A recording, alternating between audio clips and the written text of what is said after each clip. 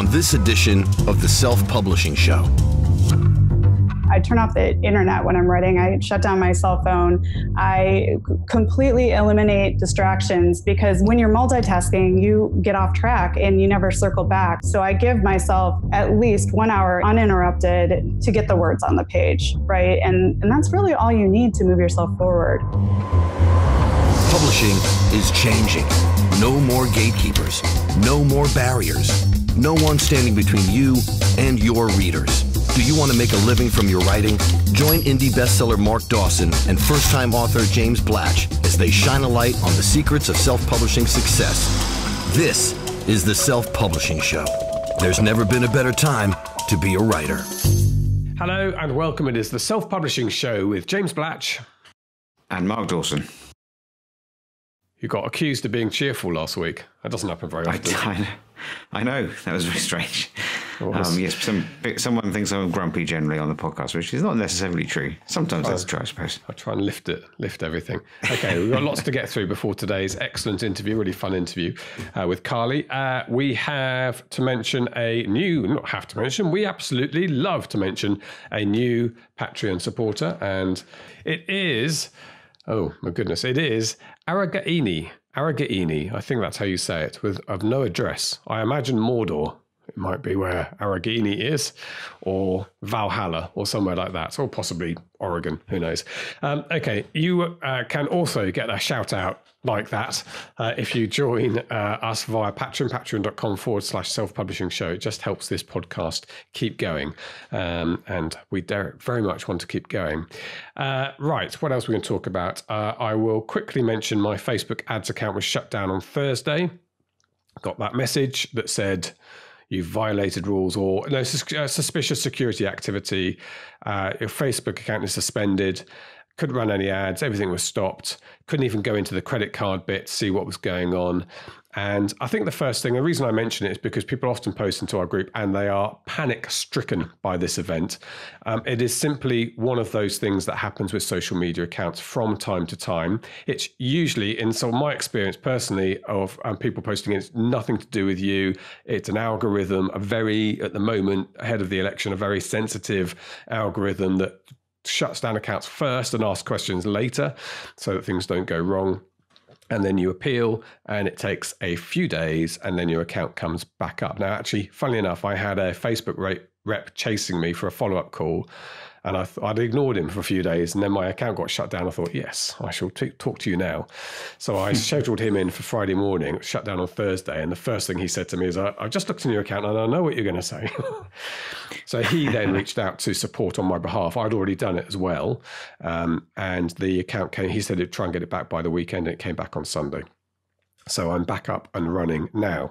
And then an interesting thing happened to me last time this happened is that the account was shut down for 3.5 days of the month, and actually made quite a positive difference to my month because you don't immediately stop selling books. You don't immediately, it starts to tail off, but it doesn't suddenly cease. But your advertising spend does suddenly cease for 3 days. And actually that makes quite a difference to the bottom line at the end of the month. If you get obviously, I did mention this to you as maybe even a tactic to deliberately shut ads down for 2 or 3 days every now and again, and then carry on going. You get a minimal drop off in momentum. Maybe you don't. There's a balance there. And I wouldn't necessarily recommend this, but it was worth exploring.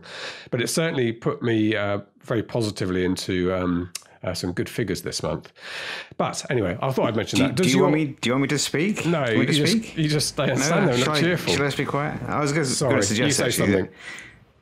I was going to suggest, normally you see people in the group saying, or just generally, have had a Facebook rep reach out to them.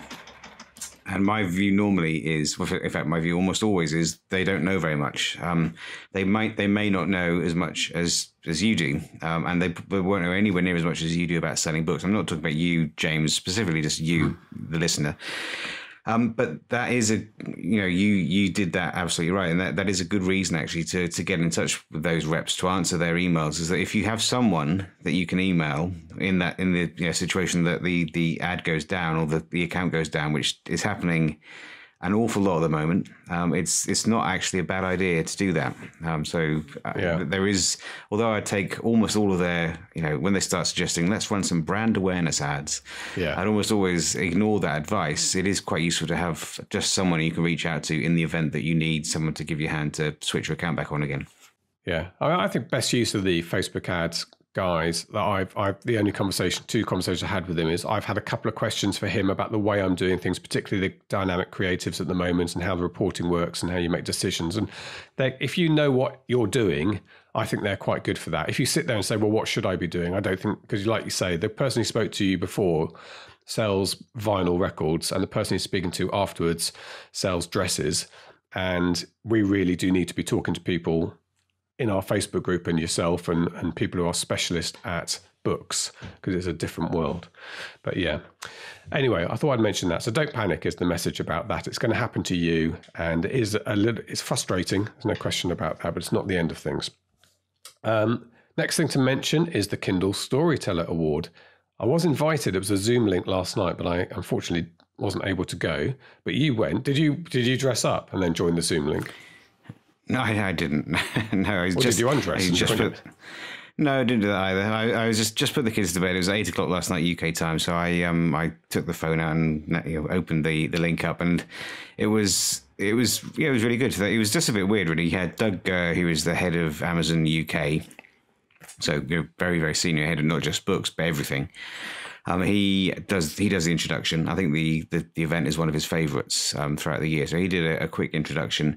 He then handed off to Simon Johnson, who is the head of the books operation in the UK, and then he in turn handed off to Claudia Winkleman, who is well known in the UK as the host of or co-host of Strictly Come Dancing, so Dancing with the Stars in the States, and other things as well. And she then ran through the books that have been nominated, 5 books I think it was. I should know that given I read them all, and then had a quick VT with each of the authors, each of the nominated authors, at least two of which are in the SPF community, which was quite nice. And then Claudia announced the winner, which was Anna McNuff and her book Llama Drama, which is really good. I enjoyed the books that I read in the judging this year, and particularly Llama Drama, which was it's a non-fiction book, kind of narrative non-fiction, a story of Anna and her friend who cycled through South America. She's a really good writer. Lucy read it as well. She really, really enjoyed it. So yeah, Anna had a it was a lovely moment because of course they didn't know who the winner was. So you had a kind of a split screen as the announcement was made by Claudia, and so Anna won £20,000. I think she gets some Amazon video introductions. I think Amazon Crossing, potentially in terms of translation, and Amazon to assist with promoting that book. And yeah, she was over the moon. She's also just announced that she's pregnant, and her boyfriend or husband leapt on camera and gave her a big hug as the announcement was made, which was really lovely. So congratulations to her, and to all the other nominees as well, especially those in the community. It was some good strong books this year, and that is one of my favourite things is to be a judge on that panel. Excellent, and you too can enter the Kindle Storyteller Award. I believe you have to have published the book before August. Is that right? You have to look at. I can't remember what it's within the year. It's within the calendar year of the actual award, and all you need to do is just you change one of your metadata slots to say Storyteller, I think, or something along those lines. Yeah. But they'll announce next year's competition in the next few months, I'd have thought. Excellent, and maybe we'll be in the room next time. We'll see. Well, that's good. And well done. If you publish anything, you could enter your own book. That'd be. I'd have to recuse myself.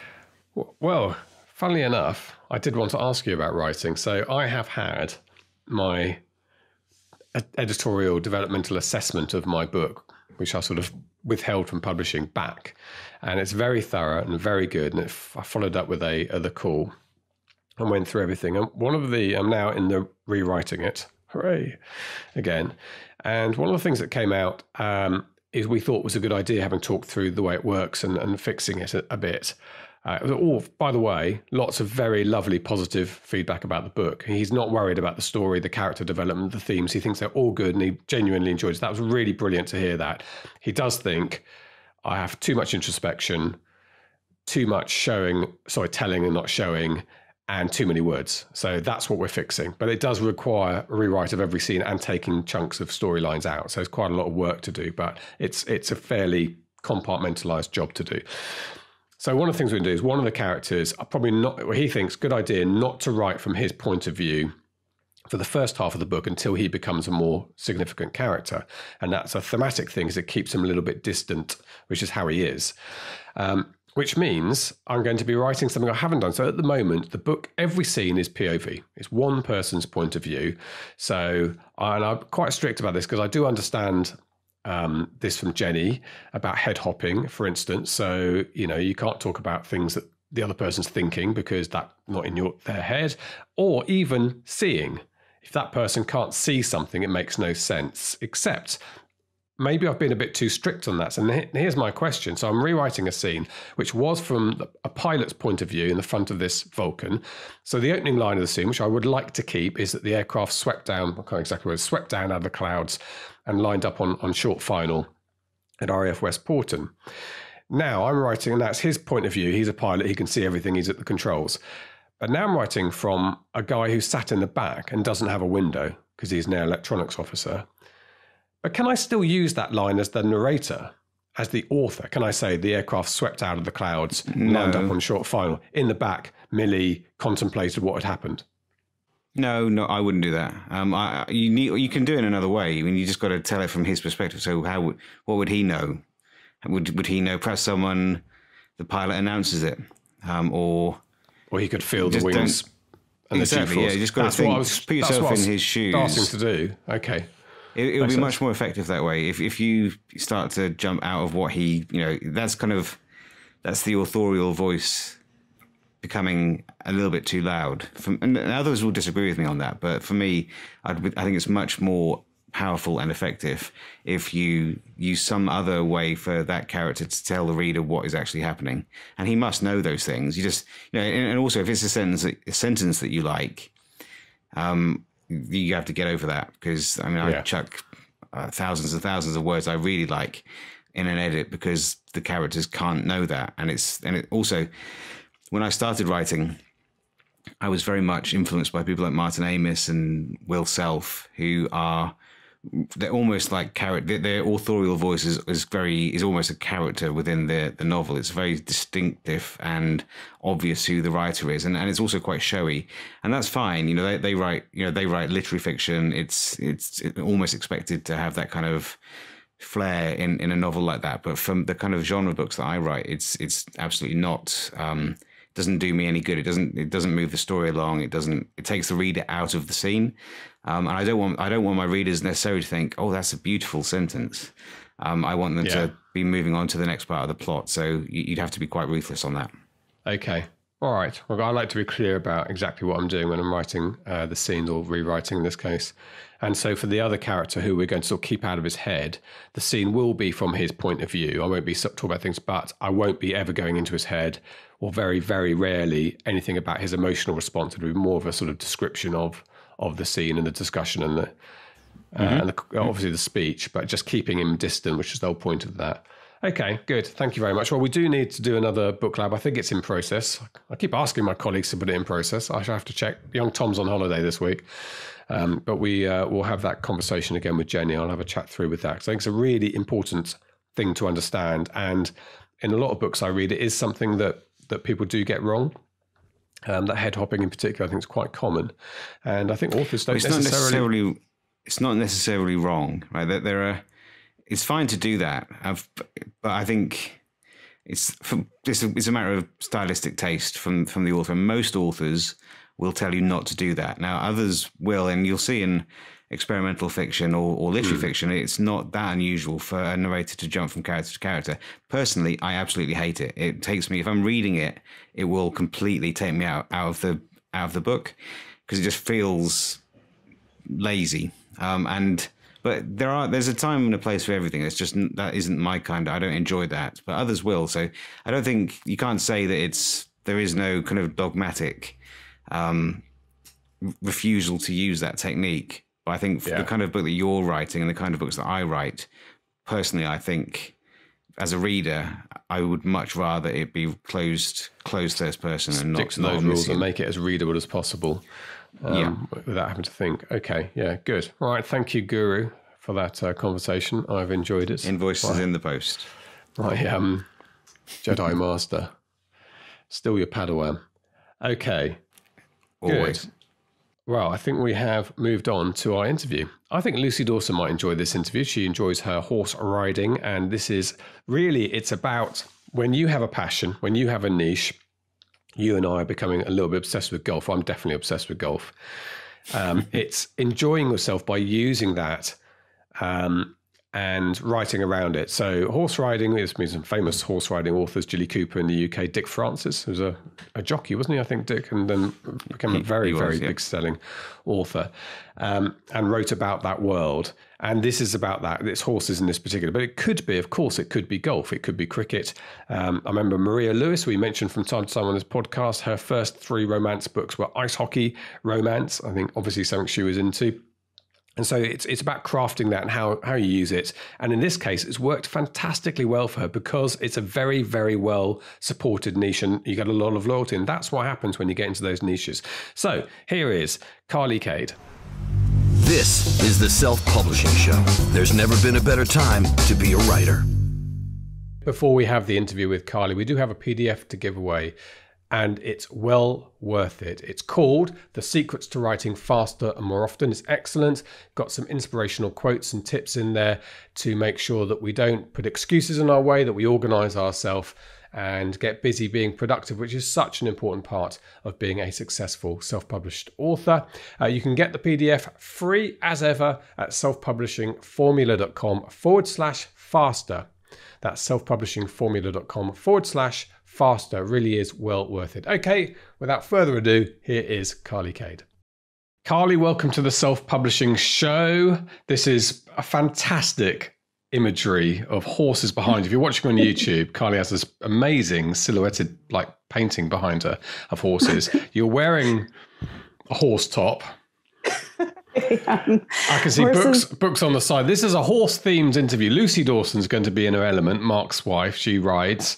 And I'm going to say right from the beginning, you don't necessarily have to be obsessed with horses to enjoy this or learn from this, because we're going to be talking about using a niche interest and how we can become an author as a result of that, use that as our author career. But Carly, you better talk to us a little bit about your background and how you got to the point of where you are today. Great. Well, first of all, thank you for having me on the show, James. I am a huge fan of the show and I'm an avid listener. So it is a real honor to be here today. So my name is Carly Kade and I write equestrian fiction. And I have a trilogy of equestrian romance novels. The first is In the Reins, the second is Cowboy Away, and the third is Chopin Promise. And I am a proud independent author, and I am so happy to be with you today.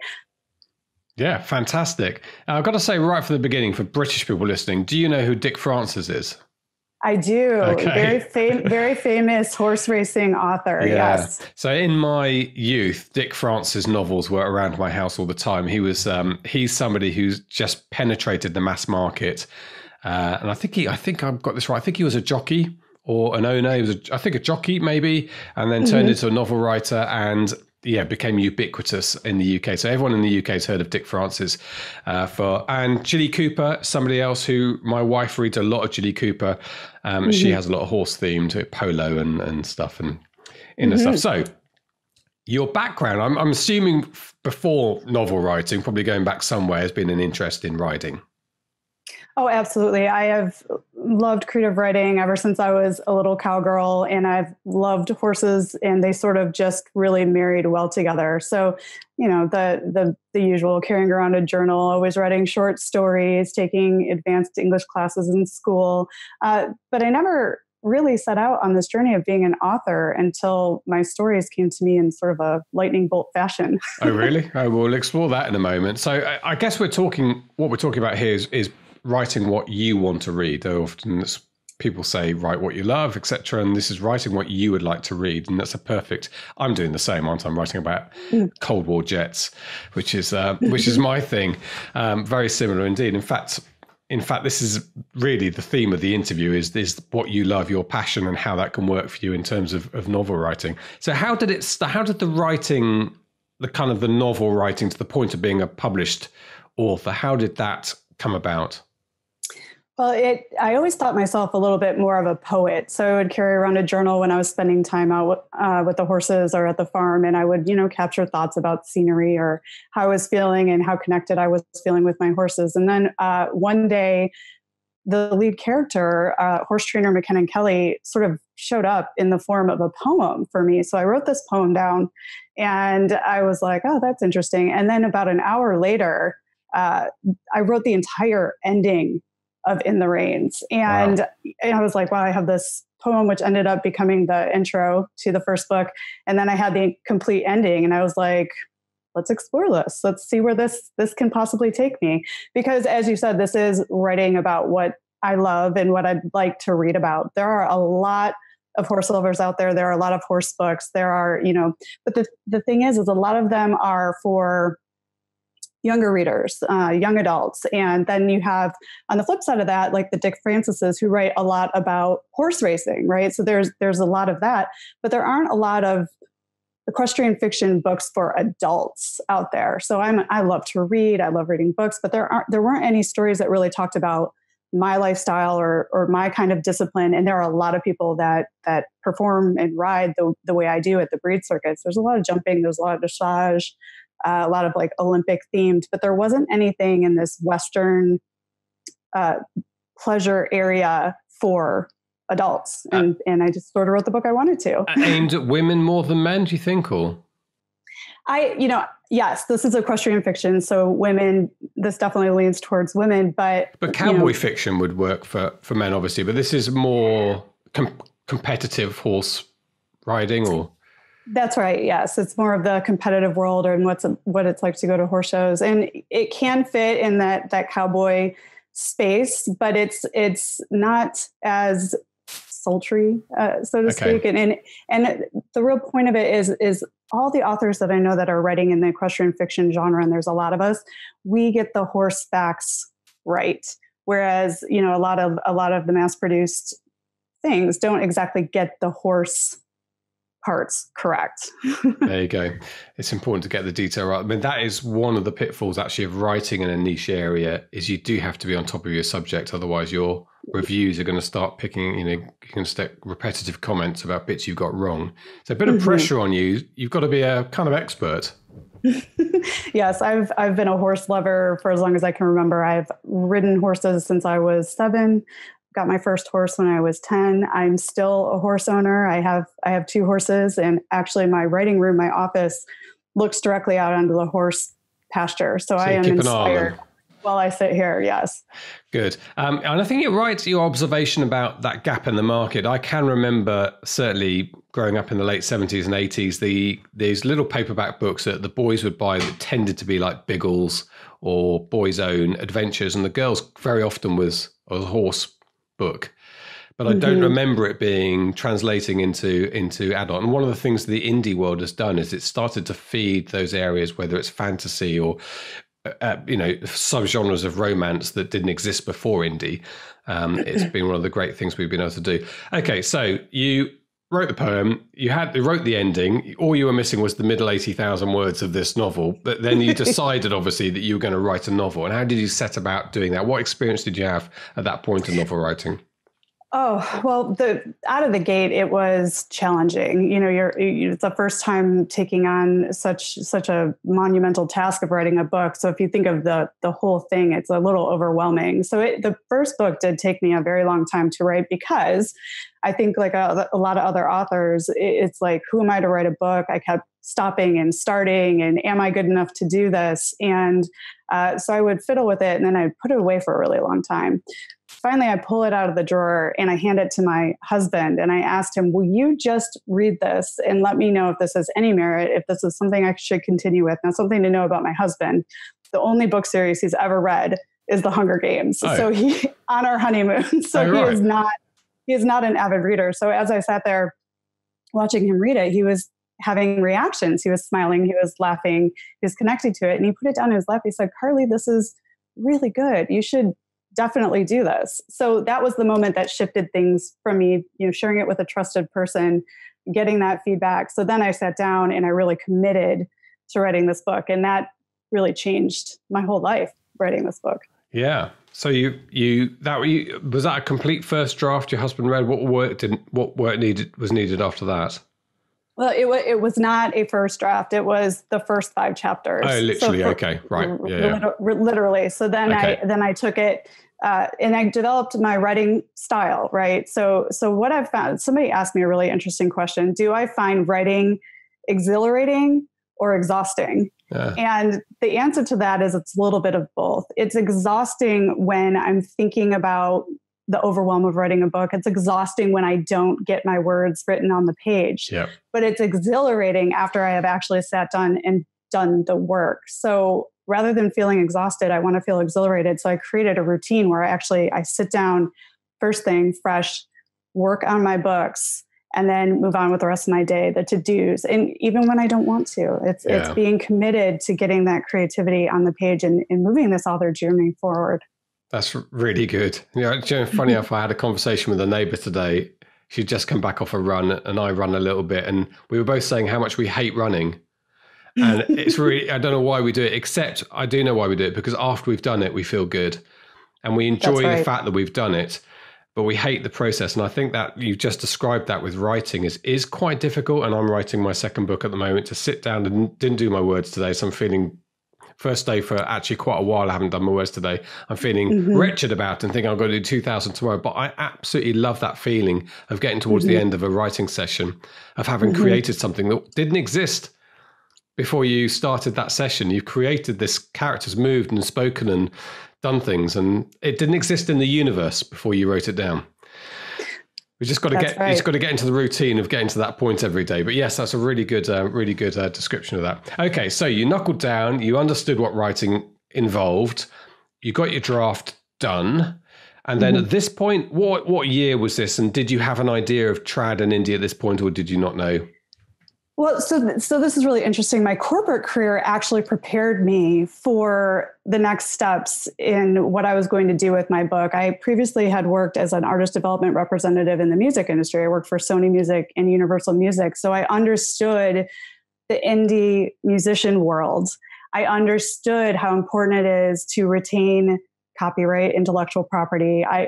Intellectual property. I understood what it could look like to sign a contract and lose a lot of power. So, immediately I started educating myself. I think educating yourself in the author journey before you do anything is the most important thing any author can do. So I started listening to your show. I started, doing my research. I started reading books. I started talking to people, and I decided it was my decision to independently publish, because I wanted to have a say. And I knew that I had the foundation from my corporate career, from working in public relations and marketing, to develop my platform, to develop my brand, develop my space, and create, I wanted to control my covers. It's very important when you're writing equestrian fiction to have a horse on your cover.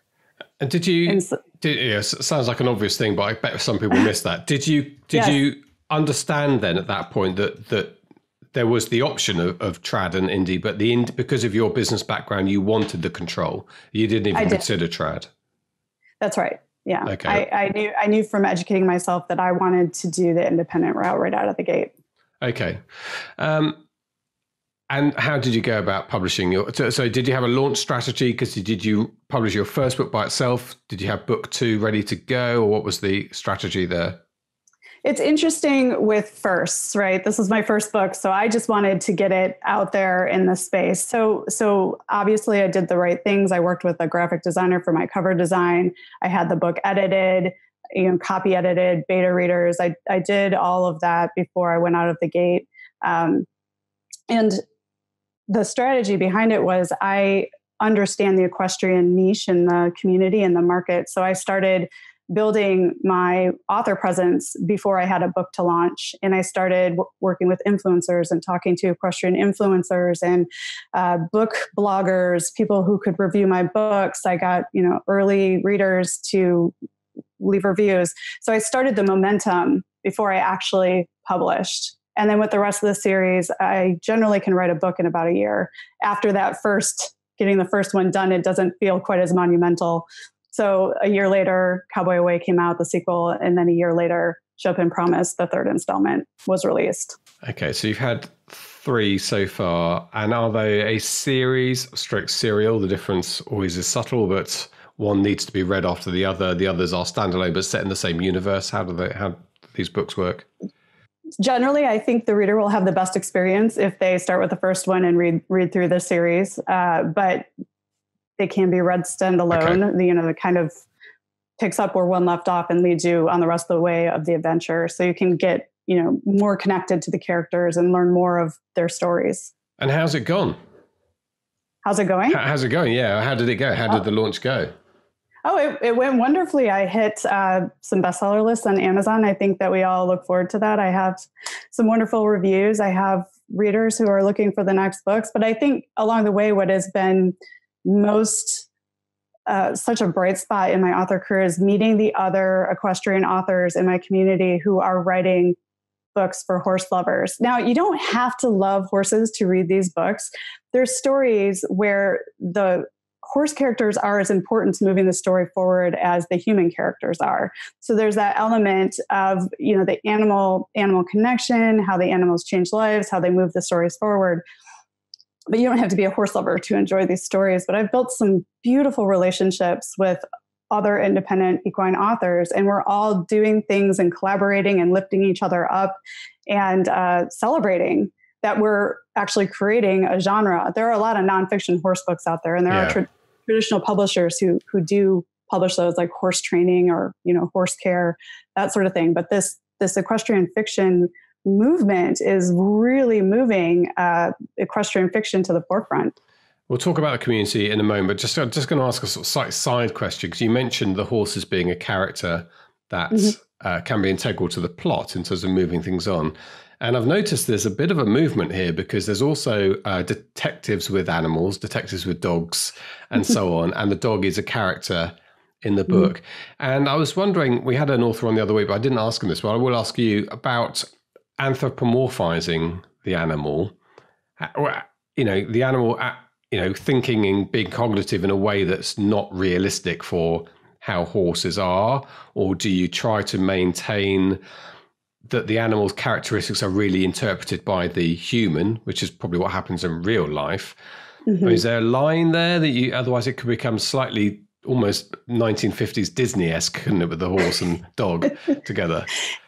I know there are authors who write from the horse's perspective. Black Beauty is a great example of that. In my books, the horses are described and their actions are determined by how the human views them. So it's a more realistic type story and setting where the animals are concerned. It's not Mr. Ed. Was it Mr. Ed? No, we didn't really have him in the UK, but I've seen him creep into American culture. Okay. Yeah. All right. So this community, you thought you were working alone. This is a great idea. I'm going to write this a question of, and you started to work out that there are other people doing very similar things. And I guess, how do you end up speaking to each other? How do you find that community?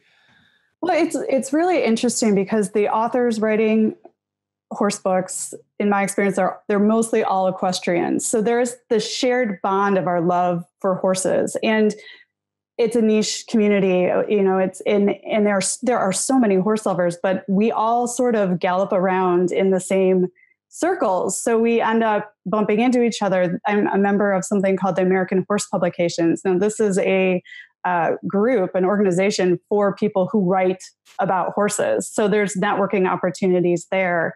There's groups on Facebook where, horse lovers or books for horse lovers. There's groups where people are interacting and recommending horse books to each other. And, we sort of start establishing relationships that way, virtually, really first. And, liking each other's work, sharing about each other's books, having read somebody else's books. Like, I am friends now with authors who I read before I even considered writing a book. So, we're a tight community. We support each other, and really great collaborations come out of that. So we find each other because we're horse lovers. And do you meet up in IRL, as they say, in real life with horses? Have you competed alongside any of your friends here? I've moved around. I've been in Michigan, New York, and now Arizona. So I've moved around a bit, but I know that there's authors and bloggers who get together and go for trail rides. We meet up at, conferences like I had just mentioned. But yes, there's a lot of us that get together and have a social life with our horses outside of being authors of horse books. Okay, so let's talk about this as a niche, which it is, in the same way that military, Cold War, aviation thrillers are a niche. I've found, so the early bits of marketing I've done have been helped by the fact it's a niche, because it's easy to define your audience, easier than somebody who's writing a broad romance and doesn't quite know where to start. Are you finding that has been a helpful part of your marketing, is the fact that you have a fairly well-defined audience? Yes, I think writing to niche is helped extraordinarily well, because I know as a horse lover, I will pick up anything with a horse on the cover. I will look at anything with a horse on it, and all of us are the same. We will do the same thing. And being embedded in the equestrian community, I know what a horse lover is looking for. I know where they go. I know how to work with them. And it actually creates all sort of amazing marketing opportunities too, because I know where the horse shows are. I can go to horse shows and they give away goodies when people win prizes. So I can, sign a couple books and put them in with the horse show pot, and readers who obviously are my core readers will get copies of the book. So it's a great way to spread the word. So it's really great to market to niche, because I know where those people are. They're me. Yes. That's helpful, isn't it? When you know the avatar you're selling to, because it's you. That's right. Yeah. Okay, so you've done your three books in a series at the moment. Plans for more? Absolutely. I'm working on the fourth book right now in the Rain series. And while those characters are still talking to me and they're still guiding the direction of the book, I will continue on with that. But I am working on, as we were talking about community and collaboration, like I said before, there aren't a lot of horse books for adults. So I've been looking at interesting ways, and this is another marketing strategy, to work with other authors and get the word out to horse lovers that there are books for adults, and they're not that far out. So we've done something really unique. We've created a first of its kind, multi-genre, multi-discipline horse book box sets for adults. It's called Horses, Hearts, and Havoc. 8 other authors and I have put our books into this, and it's mystery, romance, and suspense. And it covers different disciplines of riding. There's jumping, there's Western, there's gaited horses. They're all for adults, which is an unusual find. And it's been a real bright spot. And they're all first in a series. So all of our books are a series. So this is an opportunity for readers to get all 8 full-length equestrian novels in this box set. And then there's plenty of reading for them when they're finished. They can continue on with the series that they enjoyed. So that is interesting. Different genres, with the common theme being the equestrian theme. That's right. Because what I've found is, I'm speaking so much about horse lovers, but anybody could really enjoy these books. But what we've discovered in our niche is that readers jump around. They are not specific to romance, and they are not specific to mystery or suspense. They enjoy all of those different genres with the equestrian theme. Set in a horse context, yeah. Really interesting. Just on the last part about your books, and we're going to talk a bit about writing in a moment, but your marketing effort in terms of how you've driven sales beyond the kind of, the meeting up and the sort of collaboration stuff you've done. Are you running paid ads?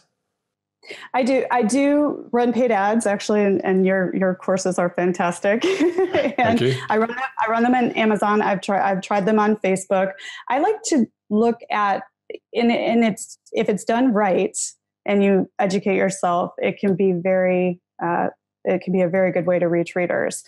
I also like to look at how earned media can help support the marketing of my books as well through equestrian publications and, and being on podcasts. So I've tried a little bit of everything on this journey. Yeah.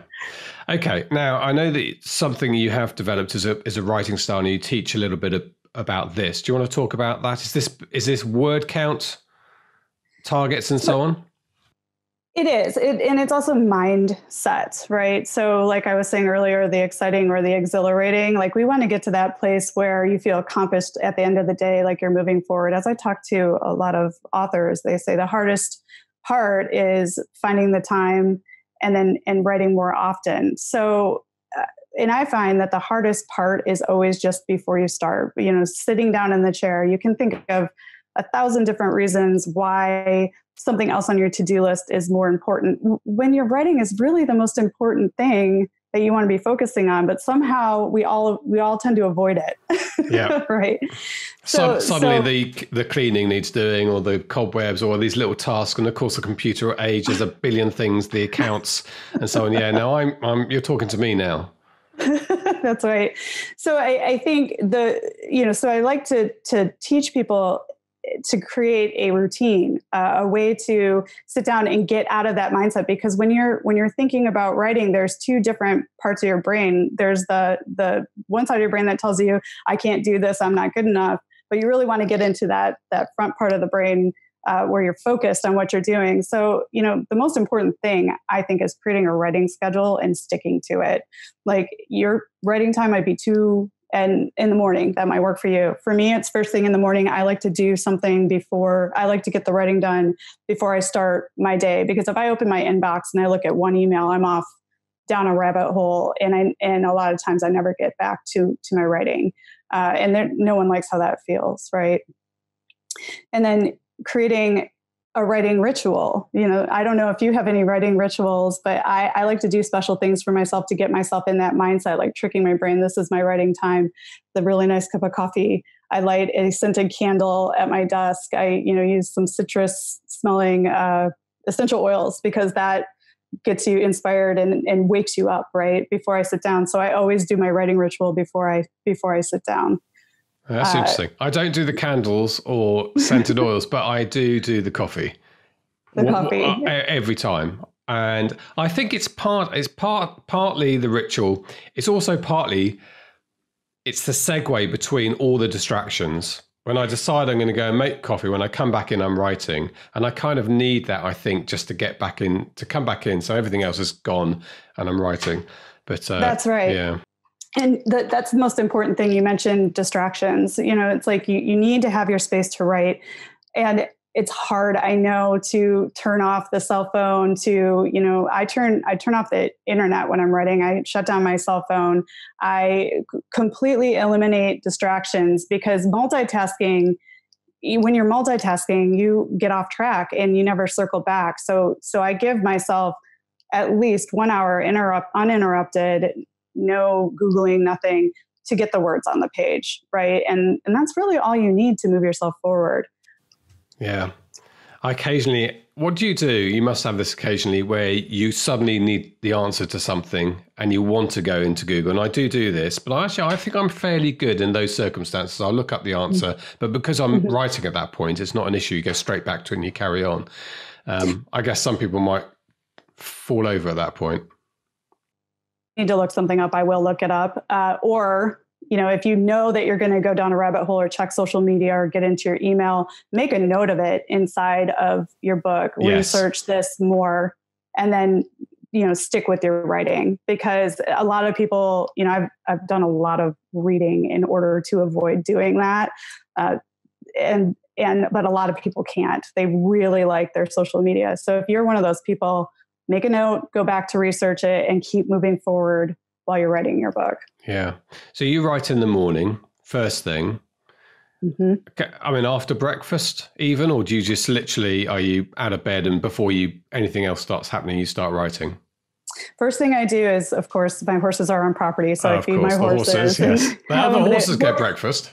The horses always come first. But yeah, so I feed the horses and then I come in, I pour my coffee, I light my candle, I sit down in my office, I shut the door, and that's the very first thing I do. And another thing that I do that has been extraordinarily helpful is because when you think of the whole book, it's super overwhelmed, right? Like when you think about, I have to write 80,000 words.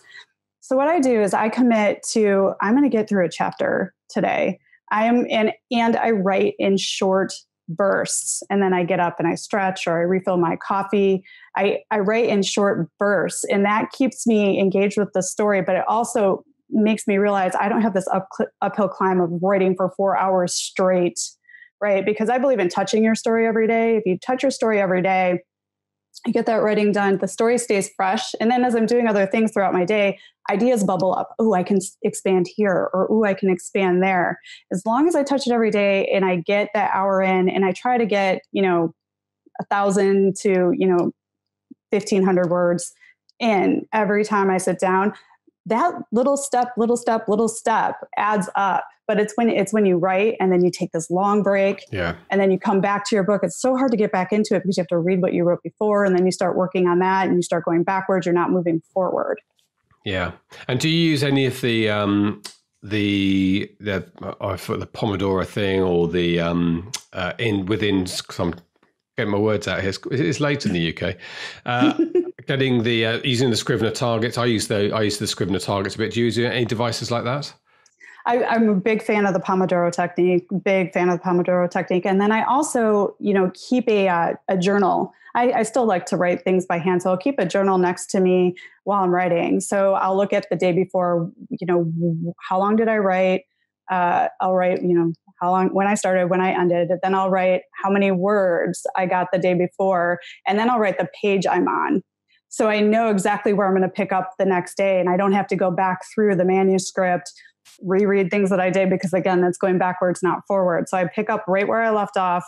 And then I, at the end, I write it down and I celebrate. You have to reward yourself for getting your work done. Not only does it feel good, but you're also moving an important project forward, something that, your creative soul wants you to breathe life into. So you have to celebrate that, so after that, take a walk, do something you want to do, and then, get into the rest of your day, tackle that to-do list, but celebrate that you got your writing done for the day. Absolutely. And I think you're going to put something together for us, Carly? I do. I have the 8 Secrets, a guide to writing faster and more often for authors. And it actually expands on some of the things I touched in here today, but there's more. So it goes into far more detail about how you can apply these things to your own life. Brilliant. Well, Carly, I think, honestly, I said at the beginning that I think what you talked about with horses goes with almost any interest area that people have that they write in. I think most people write about a particular area they're interested in. And having that in your mind, being your own reader, is such a huge advantage, I think, when it comes to marketing. Being the person you're marketing to, you've got all the insight. You don't need a focus group. You are the focus group. This is taking write what you know and market to who you know and your ideal reader to the next level. Yes, it really is. So that's great. And thank you very much indeed for the writing tips. Spoke 100% to me, which is great. I'm feeling even worse that I didn't get my 1,000 words done today, but tomorrow I'm going to have to do 2,000 somehow. Yeah, and you can do it. Yeah, there's nothing worse than that feeling of having not touched your work on a day, but you'll do it. You're doing it. Yeah, and I'm a spreadsheet man, so I have that really helps me when there's a blank cell on the spreadsheet where I haven't got any words done in a day, and I have my color-coded conditioning formatting so it goes yellow, red, or green. That's how I'm childish like that. That motivates me. That's enough for me to know. That keeps me going. So everyone finds their own way. Brilliant. Carly, thank you so much indeed for joining us. I hope your horses are in good health today. You're looking over the camera towards them, making sure they're okay. And we wish you all the success to come in the future. Thank you so much. It was such an honor to be on the show. I appreciate the opportunity. This is the Self-Publishing Show.